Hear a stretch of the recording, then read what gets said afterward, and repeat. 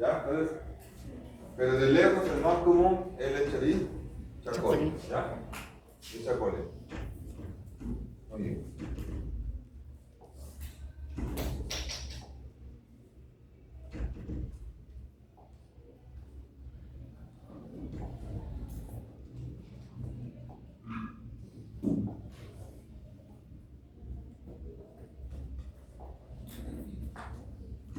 Muy bien. Ahora miren, ¿por qué la mujer, cuando somos edades adultos medios, ¿sí? Es más, ¿por qué la mujer tiene más infecciones que el varón? Uno es por la uretra, ¿no? Por la longitud de la uretra que presenta la mujer, a eso es el varón. Eso le condiciona que tenga más infecciones cuando somos edades adultos jóvenes. Pero en los niños y en los ancianos, la infección urinaria afecta por igual, ¿no? Por igual, ¿sí? Por igual. Pero en las edades adultas medias y adultos jóvenes es más frecuente en las mujeres. ¿Esto qué les quiere decir? Que un varón como ustedes, díganme mi tuyo, un varón como nosotros y ustedes, que haga infección urinaria, no es habitual. Hay que buscar alguna alteración, ya sea funcional o estructural, a nivel urinario. ¿Sí? Por ejemplo, si un varón a edades jóvenes hace infección urinaria, hay que buscar una de estas condiciones, ¿no? Por ejemplo, reflujo vesicoureteral, de repente litiasis, ¿sí? ¿Ya? O de repente alguna inmunosupresión. Porque no es lo usual que un varón adulto joven haga infección urinaria. La infección es más de mujeres a esas edades. Entonces, ¿cuáles son las condiciones que predisponen a infección? Puede ser manipulación de la vía urinaria, cuadros de inmunocompromiso, como diabetes, VIH-Sida, corticoides, quimioterapia. ¿Y algo común?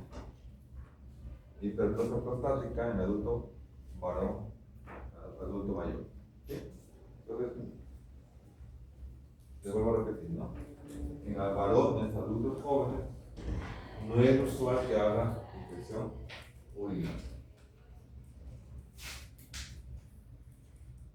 ¿Ya?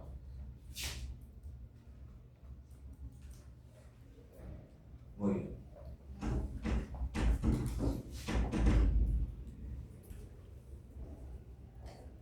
¿Cómo llega el germen a la vía urinaria? La forma más común en la vía ascendente. ¿Y de dónde vienen los gérmenes? De la región perineal. ¿Sí? De ahí vienen los gérmenes. ¿Sí? De la región perineal. Entonces el germen avanza, si se ubica en la uretra, dará síntomas de uretitis. Si sigue avanzando, dará síntomas de cistitis. Si sigue avanzando, dará síntomas de hidronefritis. Esto es extremadamente raro, ¿sí? Que una infección urinaria venga por vía hematógena. Venga por vía hematógena. Entonces, ¿cómo sospecharemos de esto? Cuando encontremos otros datos, por ejemplo, soplo, ¿no? Soplo, o colección en alguna otra zona y de pronto empieza con síntomas infecciosos urinarios. Miren, al igual que en neumonía, recuerdan que había mecanismo de defensa para que los gérmenes no lleguen ahí, igual acá. Por eso se recomienda que las personas ingieran suficiente agua. ¿Por qué? Porque esto mantiene un flujo urinario continuo. Se recomienda que no retengan la orina cuando tienen deseo de orinar, ¿sí? Porque eso facilita la reproducción, colonización de los gérmenes en la vía urinaria. ¿Sí? Aparte de estas cuestiones mecánicas, también es un factor de protector la acidez de la orina, ¿sí? Esta proteína antimicrobiana y la respuesta del sistema inmune local. Entonces, cuando el germen llega y produce inflamación, vienen los síntomas, ¿no? Vienen los síntomas de acuerdo a donde esté localizado el germen. ¿Okay? Esto está ahí una breve introducción a nivel general. ¿Cuáles son los síntomas de infección vesical? ¿No? Acá. Lo clásico, ¿no? Lo conocido. Que le arde orinar, que orina poquito y muchas veces al día, que le urge vaciar la vejiga inmediatamente,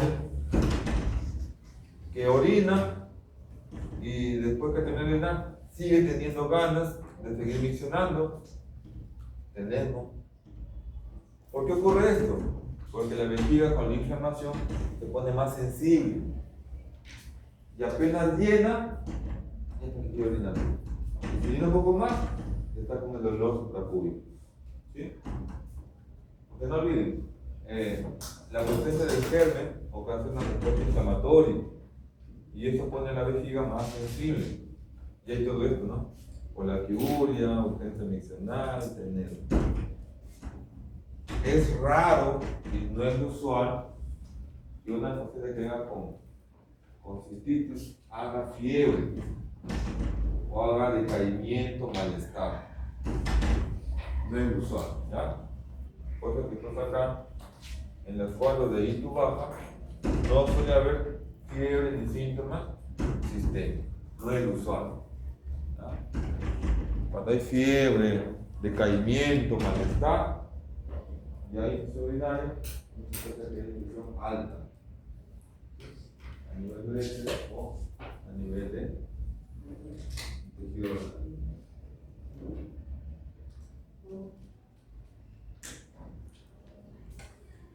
¿Cómo se diagnostica la cistitis?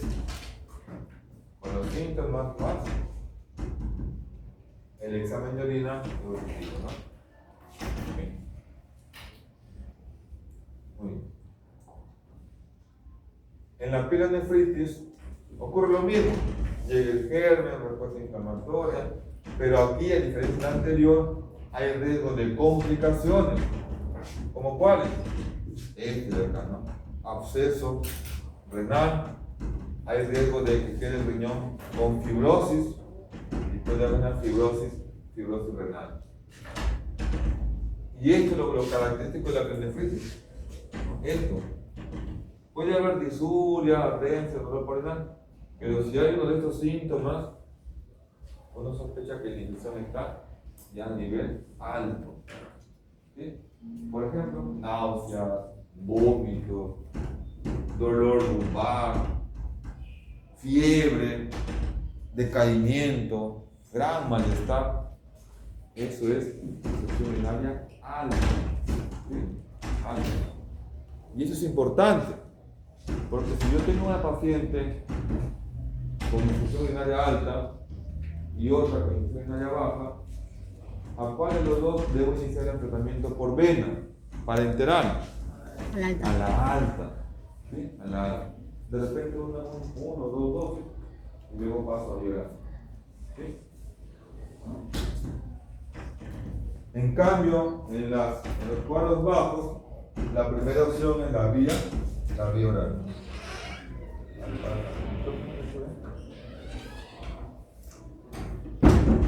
¿Ya? En cambio, en la baja, el manejo suele ser vía oral.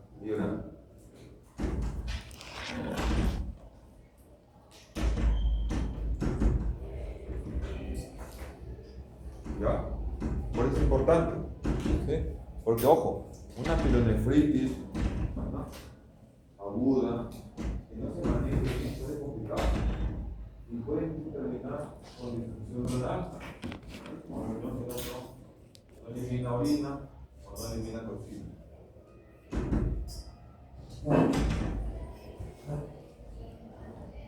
Pero no olviden, ¿sí? No olviden. Cuando el paciente venga con disuria, que le arde por orinar, y a la vez manifiesta que ha tenido fiebre, de lo que era ITU baja, ¿sí? Ahorita sería ITU alto. ¿Ya?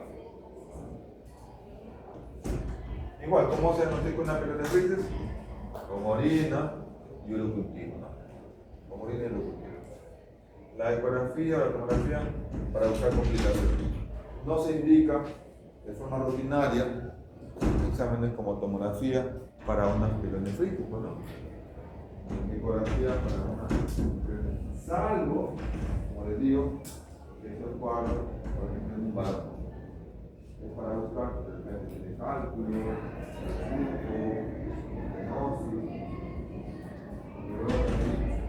el varón, no es mensual, que haga un seminario, abierto medio, es más común.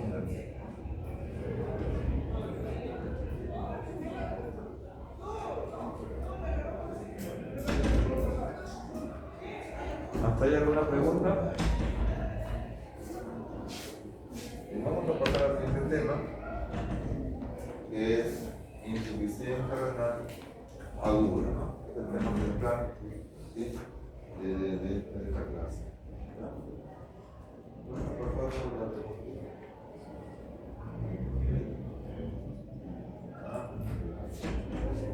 ¿Les parece que puedan apuntar ahí, no? Sí, se envía. Sí, se envía.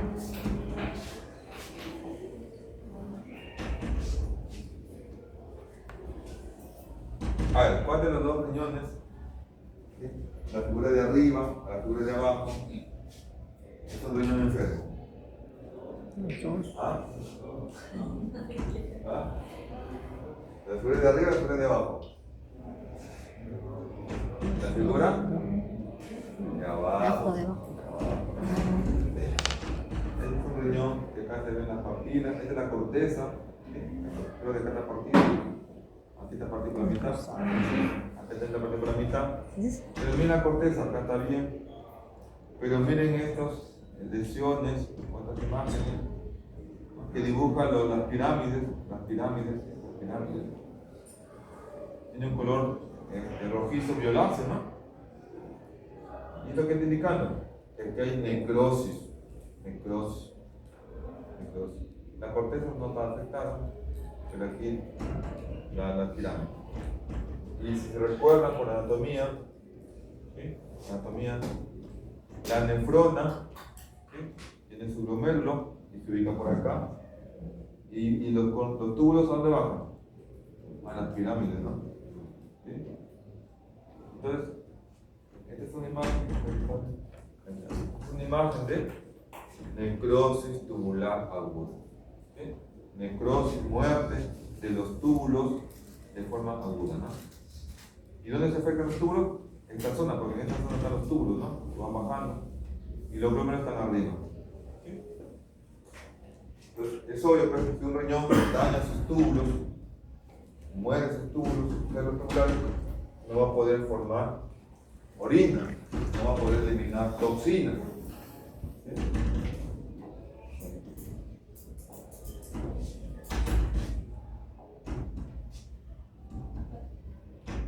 Muy bien. Acá están los riñones, miren, ven los riñones. ¿Cuántas arterias renales tenemos? ¿Cuántas?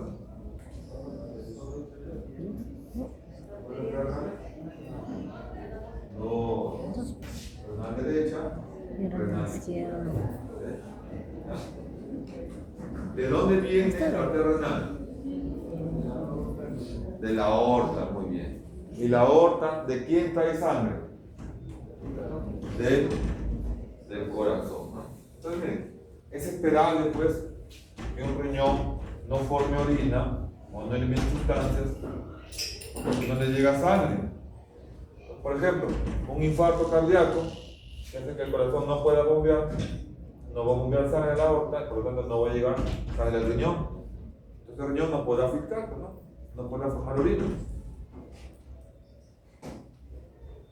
Y a la vez, y lo otro, si los uréteres o acá hay obstrucción, también es esperable que el riñón, así esté normal, cuando quiere eliminar la orina, no puede eliminarlo porque está obstruido o tapado. O lo otro, que de repente el riñón se haya dañado, como por ejemplo una necrosis tubular aguda. ¿Sí? Entonces el riñón puede disfuncionar, puede fallar en sus funciones por temas prerrenales, como un infarto cardíaco, como una hipotensión, por diarrea, por sangrado. Puede fallar porque el riñón se ha dañado como una necrosis tubular, o puede fallar por una cuestión posrenal. El problema no tiene riñón, pero de repente está tapado aquí la urinaria. ¿Sí? Son las tres formas por las cuales un riñón puede disfuncionar de un momento a otro. ¿Ya? Aquí miren cómo está el glomérulo. Aquí vienen las arterias, se van dividiendo y van formando la arteriola aferente. ¿Sí? Aquí entra la arteriola aferente y sale la arteriola eferente. Entonces, aquí llega con presión al flujo de sangre y por presiones va cayendo gotita a gotita el filtrado glomerular, el cual pasa por los túbulos, se reabsorbe lo que se necesita y se va eliminando lo que no se requiere. Y se va formando la orina, gotita a gotita, y va eliminándose toxinas como la urea, la creatinina, se elimina potasio, se elimina hidrogeniones y evita la acidosis. ¿Sí? Entonces, y le vuelvo a decir, los túbulos contorneados, ¿dónde suelen estar? ¿En la corteza renal o en la médula?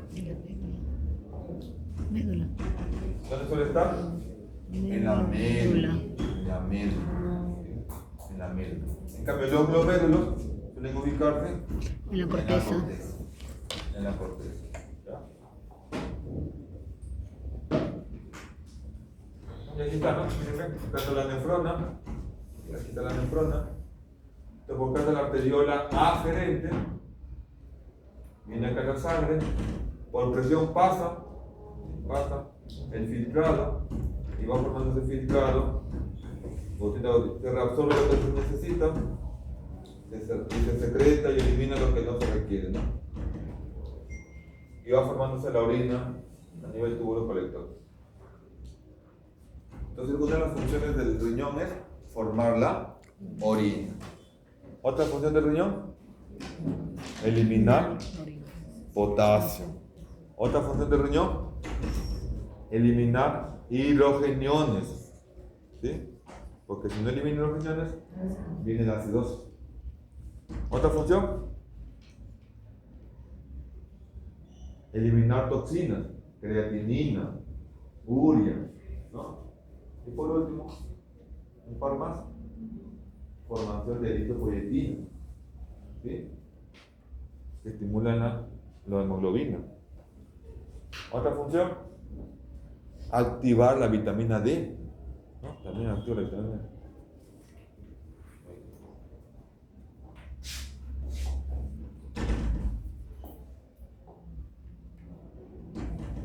Muy bien. Entonces, esa es la parte introductoria. ¿Pero qué viene a ser insuficiencia renal aguda? ¿Es una enfermedad? No, es un signo. La insuficiencia renal aguda no es una enfermedad, es un signo. Pero ¿cuál es la característica? Que de un momento a otro decae el filtrado glomerular. Es en cuestión de horas o lo mucho días, ¿no? ¿Y cómo me doy cuenta que el filtrado glomerular está cayendo y está disfuncionando el riñón? ¿Cómo nos damos cuenta? Uno, porque cuenta en cuestión de días deja de formar orina. Cada día está con menos orina. Y otro, con datos de laboratorio, ¿no? Aumento de la creatinina, aumento de la urea, si le tomo un AGA, va a haber acidosis, potasio elevado, ¿ya? Pero todo en un contexto de agudeza, cuestión de horas o días. Y siempre hay siempre hay síntomas asociados: diarrea, varios días, hemorragia digestiva o septicemia, o de repente, pues, ¿qué les digo? Una hipertensión prostática o cálculo en el clavado abajo. Siempre hay un contexto que lo acompaña. Es como en la crónica. Es como en la crónica que el paciente tranquilo y en décadas va aumentando su creatinina, ¿no? Poco a poco. Aquí no, aquí en cuestión de horas o días, la creatinina va aumentando rápidamente.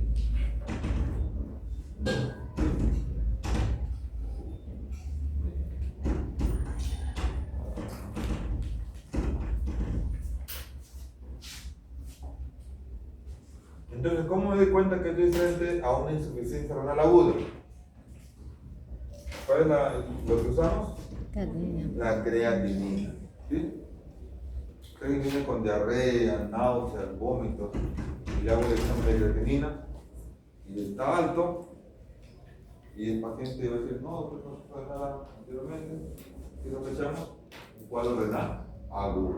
Miren, el aumento de la creatinina puede ser por valores o puede ser por porcentaje, ¿no? ¿Cuántas veces aumenta el basal? ¿No? Entonces, el cuadro agudo es un sistema dinámico, chicos. Y eso es algo bueno, porque si es dinámico significa que va avanzando, pero puede también revertirse. No es como en el crónico, que si encuentra una pelea de estrés, ya no regresiona. Aquí en la aguda se encuentra la creatinina de 3 y viene por diarrea o sangrado. Si corrijo eso, corrijo también el cuadro renal agudo. ¿Está? Por eso que se habla de un proceso dinámico, ¿no? Si no hago nada, pues va a progresar, ¿no? Va a progresar. Pero si actúo, puede revertirse el cuadro. ¿Sí? Puede revertirse el cuadro. Entonces, alguien viene pues que orina menos, y está con otros síntomas, hay que valorar cómo está el flujo urinario. ¿Sí? Y aquí viene pues el famoso balance hídrico. ¿Sí? Balance hídrico viene a ser que el personal técnico de enfermería va midiendo cuánto orina en cada vez y va sumando, ¿no? Va sumando. Entonces, este dato es importantísimo, porque si un paciente, ustedes que en el hospital se maneja por turno, ¿no? Turno de 6 horas. Usualmente enfermería entra a las 7, sale a la 1, y el personal médico entra a las 8 y sale a las 2, o entra a 7:30 y sale a 1:30, pero son de 6 horas. Entonces póngase, llega un paciente y si ha orinado pues de repente en 6 horas, en la mañana, 20, ¿sí? Y dice que oliguria es menos de 400 en todo el día. Entonces, si ha orinado 20 en 6 horas, no voy a esperar para que pasen las 24 horas para demostrar que está menos de 400, ¿sí? Entonces, si ya orinó, por ejemplo, 20 mililitros en 6 horas, significa que ¿cuánto más o menos orinará en 24 horas? 80, pues, ¿no? ¿Sí? Entonces, sería ilógico que después de 24 horas recién avisaron a este doctor que pasen de 80. Sería ilógico, ¿no? O igual el personal médico. Si ve que el paciente en el balance, en enfermería ha reportado 50 en 6 horas, no voy a esperar como médico que pasen las 24 horas y orinó depende todo el día 300, sí tengo oliguria. No es la idea, pues, ¿no? La idea es que si yo estoy viendo que está con un flujo disminuido en valores de oliguria, hay que actuar. Si viene con diarrea, significa que le está faltando volumen. Si viene con sangrado, significa que sigue perdiendo. ¿No? acidez actual. Claro. Es el término de Liguria. Y si orina menos de 100 en 24 horas, ¿cuál es el término? Anuria. Anuria. ¿Ya? Anuria. Menos de 100. Pero como les digo, no esperamos que las 24 horas para decir, sí, pues tengo Liguria, ¿no? O sí, pues tengo anuria, ¿no? Aquí está la clasificación Caligo, ¿sí? Que a la insuficiencia renal aguda lo divide en 3 estadios. Estadio 1, 2 y 3. Hablamos de 2 formas, ¿no? Miren cuánto es el aumento de creatinina, ¿sí? Para hablar de aguda.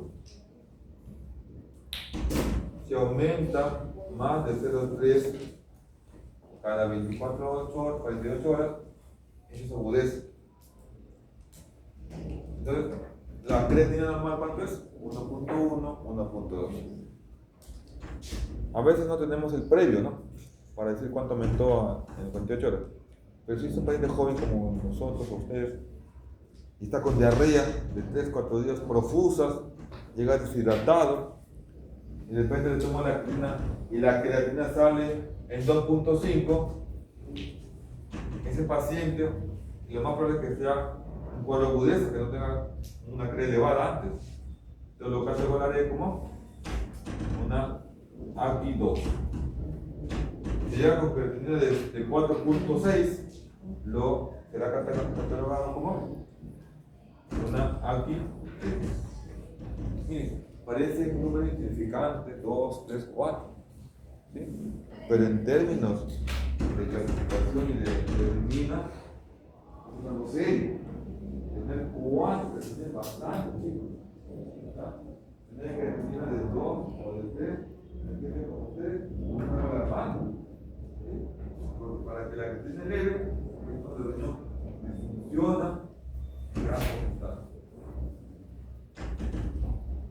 Entonces, cuando ustedes diagnostiquen insuficiencia renal aguda, pondrán AKI 1, AKI 2 o AKI 3.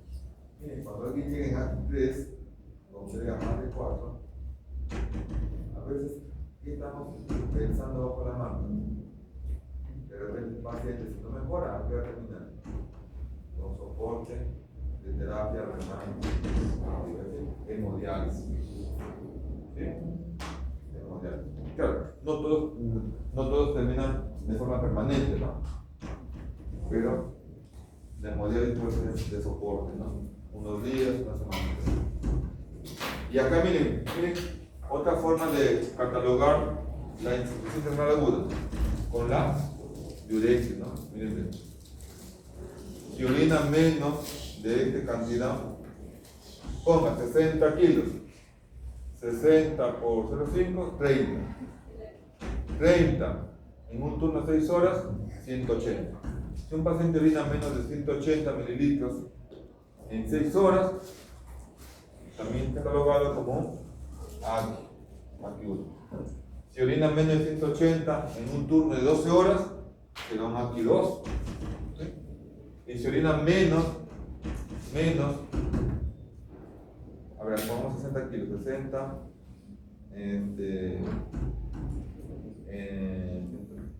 ¿cuánto sería? 60 por 0,3, 18 por 24, por 2, 24, algo de 360. Si orina menos de 360 en 24 horas, ¿qué aquí es? 3. Y si orina menos de 100 en 12 horas, aquí 3.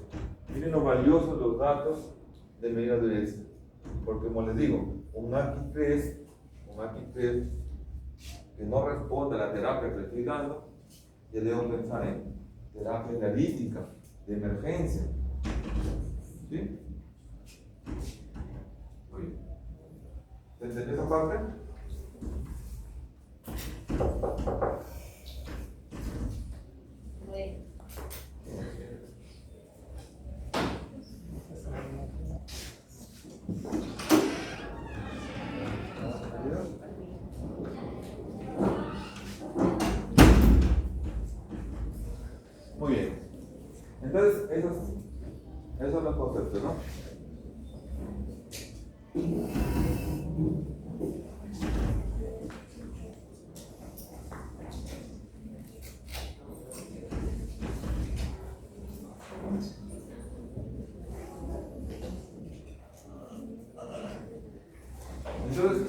cuando alguien viene con creatinina alta, de 2, de 3, de 1.8, y es paciente que no tiene datos de que sea algo crónico que tenga de antes, pensamos en insuficiencia renal aguda. En cuestión de 2, 3 días, este paciente ha olvidado un poquito, menos de 400 o menos de 100, y estamos en un cuadro agudo. Y le vuelvo a repetir, la disfunción renal aguda puede ser por cuestiones prerrenales, intrarrenales o postrenales. ¿Cómo así? ¿Cuándo sería una prerrenal? Cuando hay menos aporte sanguíneo. ¿Y eso dónde ocurre? Cuando hay hipotensión, cuando hay hipovolemia, por ejemplo una diarrea aguda de 3, 4 días con náuseas, con vómitos. ¿Qué está pasando? Está perdiendo volumen y no está reponiendo. Entonces es esperable que llegue hipotenso. Si está hipotenso y menos volumen, es lógico pensar que le va a llegar menos sangre al riñón para que pueda formar la orina por todas las toxinas. Eso sería prerrenal. ¿Sí? Una hemorragia digestiva, igual, si está vomitando sangre, ¿sí? Aparte que no está comiendo, está perdiendo volumen sanguíneo. Entonces, la hipovolemia, al menos sangre en todo el cuerpo, el riñón también le va a llegar menos sangre. Si esté sano el riñón, así el riñón esté sano, el riñón va a sufrir y no va a poder hacer su función de eliminar orina y eliminar toxinas. Entonces vendrá con oliguria y con creatinina elevada. Pero el tema, ¿dónde está? ¿En el riñón? No, el tema está en la cuestión hemodinámica, ¿no? En la prerrenal. Sería distinto si el paciente tiene buena función cardíaca, tiene buena cantidad de sangre, pero de repente después, qué sé yo, le pusieron contraste o le indicaron pues amikacina, gentamicina y daña el tejido renal. Acá puede estar bien todo, desde el tejido renal se daña, entonces el problema ¿dónde está? En el propio parénquima. A esa insuficiencia renal aguda se le diría intrarrenal o parenquimatosa. ¿Sí? Y cuando el problema está fuera del riñón, pero en la vía urinaria, se habla de la llamada postrenal. ¿Sí? Que lo más común es obstrucción al flujo de salida. Esas son las 3 formas de insuficiencia renal aguda. ¿Sí? Prerrenal, renal y postrenal. ¿Cuál creen que es la más común? La postrenal. La postrenal. De lejos, la más común era prerrenal. La prerrenal. Miren, 60-70% de los casos de renal agudo es prerrenal.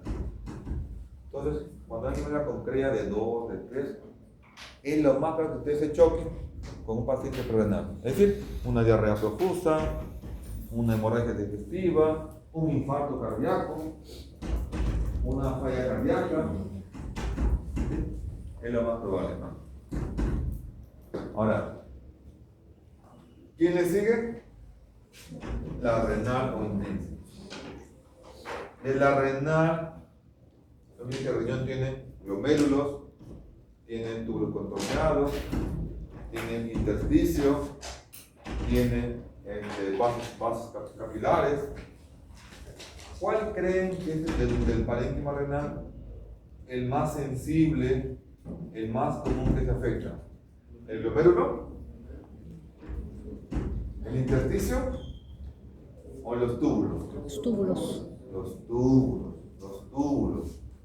Ya vamos a explicar por qué. Los túbulos es el tejido de la estructura que más comúnmente se afecta cuando hay un cuadro renal agudo renal. En cambio, el glomérulo, miren, es el más difícil de dañarse, es el menos común. El menos común. Y le sigue el intersticio. El más común que se afecta en una insuficiencia renal aguda es el túbulo. ¿Sí? Y lo más común que ocurre con el túbulo, ¿qué es? Necrosis. Necrosis tubular aguda. ¿Sí? Necrosis tubular aguda. Y la necrosis tubular aguda puede ser isquémica, puede ser por toxinas, ¿no? ¿Ya? Entonces, ¿te entiendes ese cuadrito? Y eso le van a preguntar, ¿no?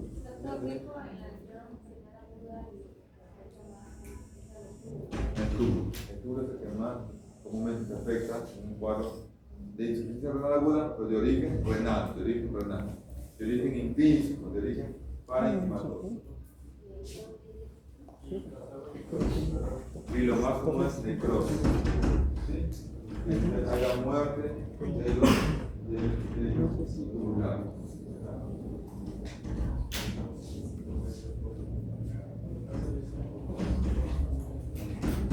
Muy bien.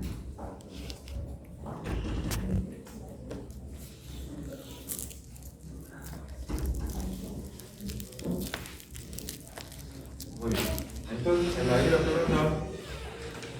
la hidrorenal, miren cuánto jala el flujo sanguíneo del riñón, de todo el gasto cardíaco. ¿Cuánto va el riñón? 20%, ¿no? Y miren, lo que les decía hace un rato, de toda la sangre que va al riñón, ¿cuánto va a la corteza? El 90%. Y solo el 10% para la médula y las demás partes del riñón. Entonces, por lógica, ¿cuál sufrirá más? ¿Qué estructura sufrirá más cuando hay hipotensión, hipovolemia o falta de sangre? ¿La corteza o la médula? ¿Ah? La médula. La corteza tiene no.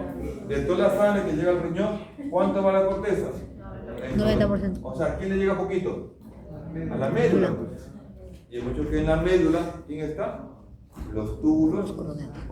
Por eso que el túbulo contorneado se afecta más comúnmente, ¿no? Ahí está, ¿no? La médula renal, como solamente llega el 10% de todo el flujo sanguíneo, es el que está más susceptible de dañarse, porque está bajo un estado de hipoxia relativa, ¿no? ¿Por qué? Porque le va a llegar baja perfusión sanguínea. Y ahí en la médula, ¿quién está? Los túbulos. Entonces, cuando hay alguna hipovolemia o hipotensión, le va a llegar menos oxígeno al cuerpo, pero ¿quién va a sufrir más en el riñón? La médula. La médula.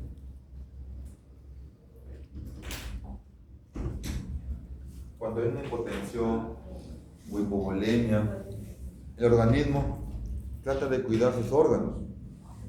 ¿Sí? Trata de cuidar sus órganos. Pero ¿a quién protege? ¿A qué órganos protege el organismo cuando hay hipotensión, hay presión baja, hay presión grave? Cerebro. Al cerebro. ¿A quién más cuida? Corazón. Al corazón. No, al riñón no lo cuida. Básicamente los riñones, el corazón y el cerebro. A ellos les trata del organismo, les trata de brindar siempre un flujo sanguíneo adecuado, ¿no? ¿Sí? Le cuida el corazón y al cerebro. Entonces, y la sangre lo redistribuye, ¿no? Lo distribuye. ¿A quién le quita sangre?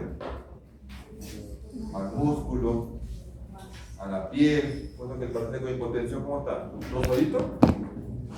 Pálido. ¿Sí? ¿A quién más le quita sangre?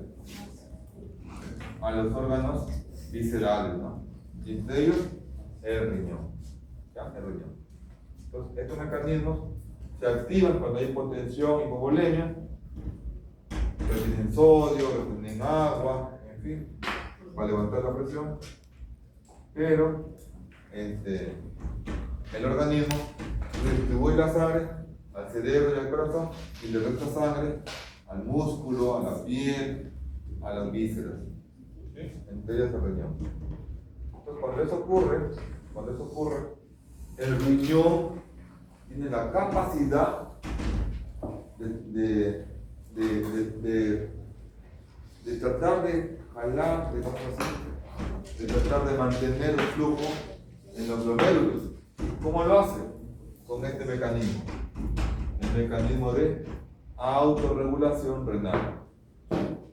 autorregulación renal. Entonces, cuando hay presión baja, se activa este mecanismo de autorregulación renal.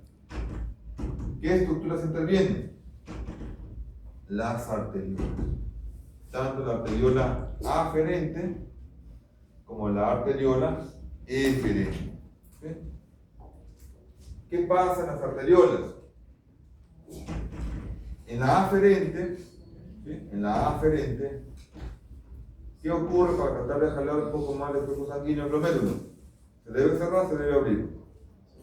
Se debe abrir. ¿Qué ocurre? Vasodilatación. En la aferente, en la arteria que llega, abre, se dilata y jala un poquito más de flujo sanguíneo. Y la eferente, que es la arteriola de salida, ¿qué ocurre? Se vasoconstricta. ¿Sí?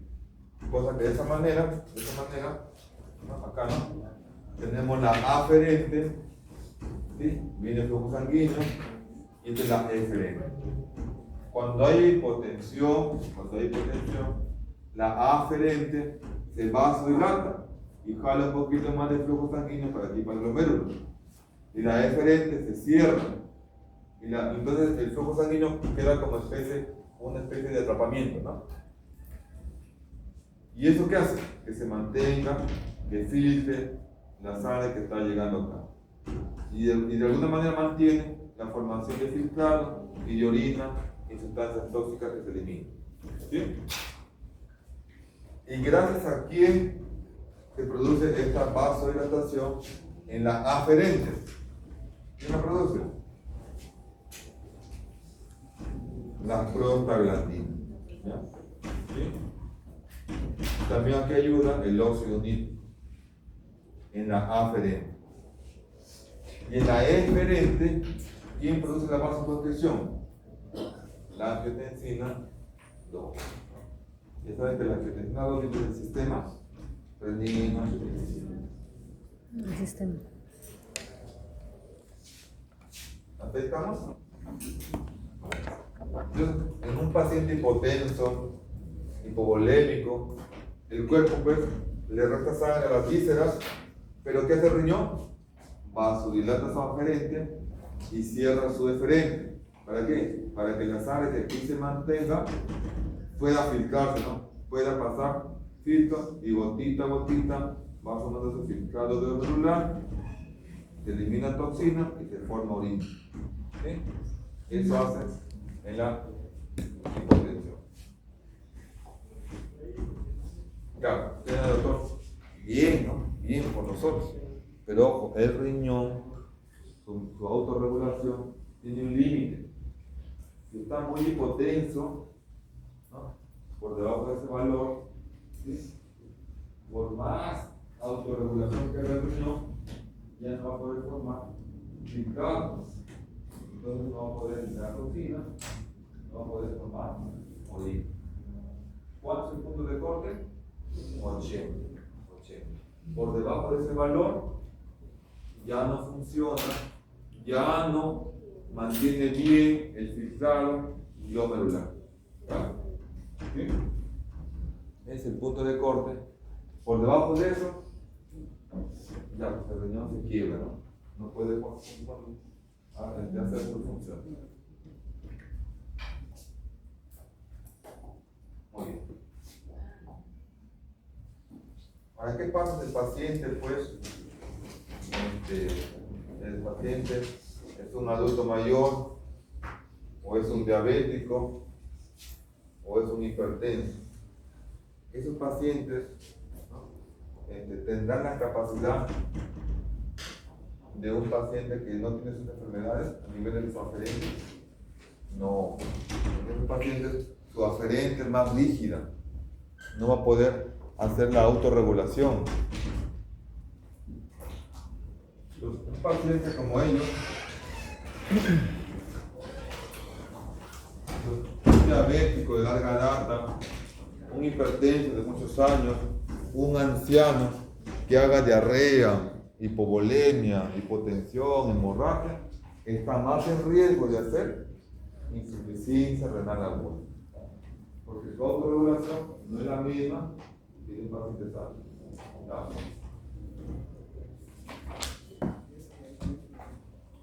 ¿Sí? ¿Por qué? Porque su aferente es más rígida, no tiene la capacidad del vasodilatación. Igual, los pacientes que toman pues medicamentos para la presión como los IECA o los ARA2 no podrán producir la vasoconstricción en la eferente. ¿Por qué? Porque este medicamento bloquea la angiotensina 2. ¿Sí? Igual, un paciente que toma AINES, por ejemplo los reumatológicos, los AINES bloquean la prostaglandina. Un paciente que toma AINES no podrá hacer la vasodilatación aferente, porque ya está bloqueada la prostaglandina por los AINES. ¿Sí? ¿Ya? Entonces, cuidado con medicar AINES, ¿sí? A un paciente que está pues, de repente con diarrea, ¿no? O un paciente que está deshidratado, porque puede precipitar una insuficiencia renal. ¿Ya? Muy bien. ¿Ya? Esta, ¿no? En lo que usan AINES, ¿dónde actúan los AINES? ¿En la aferente o en la eferente? En la aferente, porque aquí está la prostaglandina. En los que toman IECA o ARA2, en la eferente, ¿no? En la eferente.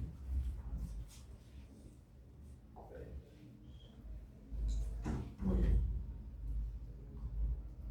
Bueno, de estos, si el paciente está en sepsis, la sepsis no solo produce cambios hemodinámicos, vasoconstriñe la aferente, también la sepsis afecta no solo la circulación renal, también afecta al propio tejido renal, ¿no? Al propio parénquima, al propio tubo. Muy bien, vamos a hacer una pausa para que puedan salir. ¿Ya? ¿Van a salir?